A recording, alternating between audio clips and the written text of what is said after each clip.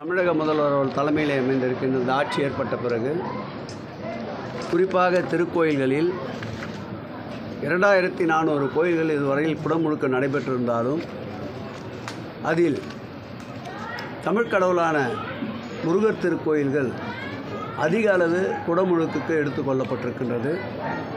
அதேபோல் பெருந்திட்ட வரைவினிலும் அதிக அளவு முருகர் கோயில்கள் இடம்பெற்று அந்த பணிகள் மேற்கொள்ளப்பட்டு வருகின்றது.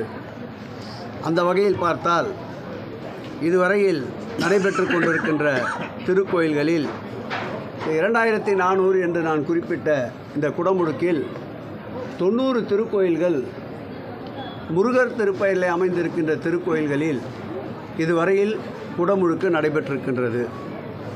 அதில் பார்த்தால் பழனி முருகன் திருக்கோவில் பெருமளவு விமர்சையாக அன்னை தமிழிலும் குடமுழுக்கு நடந்தேறியது என்பது மகிழ்ச்சிக்குரிய விஷயம்.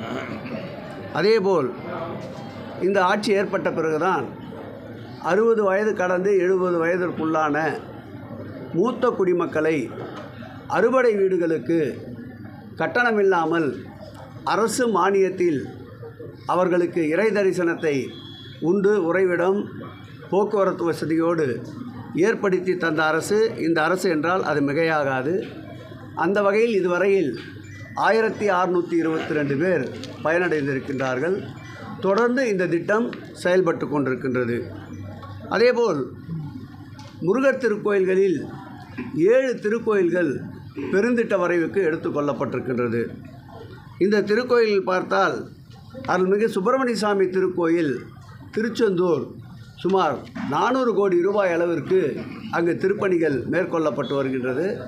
அதில் ஒரே உபயதாரர் 200 கோடி ரூபாய் அளவிற்கு எக்ஸிஎல் நிறுவனம் அதற்கு உபயதாரராக அந்த பணிகள் நடைபெற்று கொண்டிருக்கின்றது.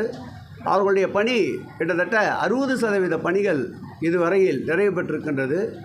திருக்கோயிலின் சார்பில் 23 பணிகள் மேற்கொள்ளப்பட்டு 16 பணிகள் நடைபெற்று கொண்டிருக்கின்றது.